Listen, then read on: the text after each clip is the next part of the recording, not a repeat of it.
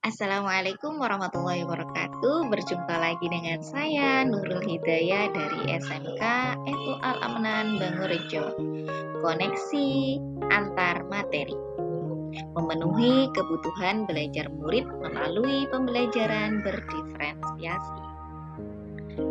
Kesempatan kali ini saya akan memenuhi tugas dari modul 2.1a.8 pembelajaran berdiferensiasi yang difasilitatori oleh Bapak Muhammad Ilham Purwansyah MPD dan pengajar praktik Muhammad Khairul Effendi SPD.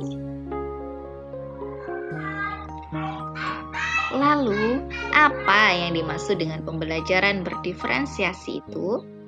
Lalu, bagaimana hal ini dapat dilakukan di kelas? Pengertian pembelajaran berdiferensiasi menurut Tim Listen. Pembelajaran berdiferensiasi adalah usaha guru untuk menyesuaikan proses pembelajaran di kelas dalam memenuhi kebutuhan belajar individu murid. Lalu, bagaimana seorang guru harus menerapkan pembelajaran berdiferensiasi? Seorang guru harus membuat sebuah keputusan yang berorientasi kepada kebutuhan murid. Keputusan yang pertama, tujuan pembelajaran yang didefinisikan secara jelas. Keputusan yang kedua, guru menanggapi atau merespon kebutuhan belajar muridnya. Lalu, menciptakan lingkungan belajar yang mengundang murid untuk belajar. Setelah itu, memanajemen kelas yang efektif. Yang terakhir, penilaian berkelanjutan, bisa berupa rubrik atau yang lainnya. Dalam menerapkan pembelajaran berdiferensiasi, kita harus tahu kebutuhan belajar murid terlebih dahulu. Yang pertama, kesiapan murid. Seberapa siap murid dalam menerima pelajaran yang akan kita sampaikan. Yang kedua, minat belajar. Seberapa berminat mereka nantinya dalam menerima pelajaran kita. Lalu, profil belajar murid. Jika kebutuhan murid sudah kita ketahui, lalu kita bisa menerapkan strategi pembelajaran berdiferensiasi. Yang pertama, diferensiasi konten, diferensiasi proses, diferensiasi produk. Kalau kita sudah mengetahui kebutuhan murid, lalu kita bisa menerapkan strategi pembelajaran berdiferensiasi. Yang pertama, diferensiasi konten.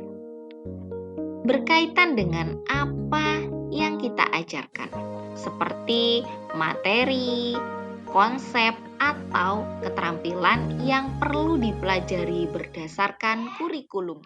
Lalu, diferensiasi proses, kegiatan yang memungkinkan murid berlatih dan memahami atau memaknai konten dengan cara membedakan proses yang harus dijalani. Selanjutnya, diferensiasi produk. Bukti yang menunjukkan apa yang murid telah pahami dengan cara membedakan atau memodifikasi produk sebagai hasil belajar murid, hasil latihan, penerapan, dan pengembangan apa yang telah dipelajari. Adakah keterkaitan antara modul pembelajaran dengan modul-modul yang lain? Tentu ada. Coba kita ulas. Modul 1.1 dengan modul 2.1 keterkaitannya yaitu untuk dapat melakukan pembelajaran berdiferensiasi, maka guru harus tahu akan kebutuhan murid sesuai kodrat alam dan zamannya berdasarkan filosofi KHD.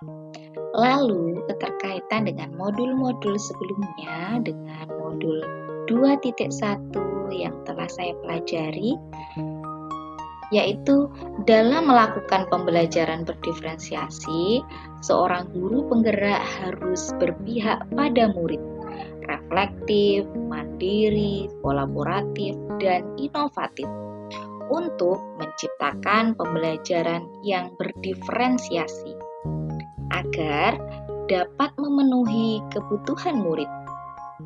Dengan demikian, seorang guru penggerak dapat mewujudkan kepemimpinan murid dengan menuntun murid merdeka belajar.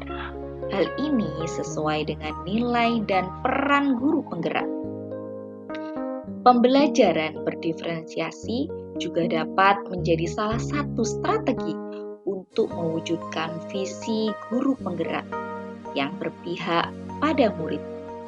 Lalu, dalam pelaksanaan pembelajaran berdiferensiasi antara guru dan murid harus ada kesepakatan terlebih dahulu agar proses pembelajaran dapat berjalan dengan baik sesuai dengan nilai-nilai budaya positif di sekolah.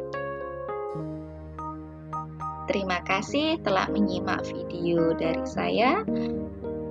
Semoga bermanfaat. Wassalamualaikum.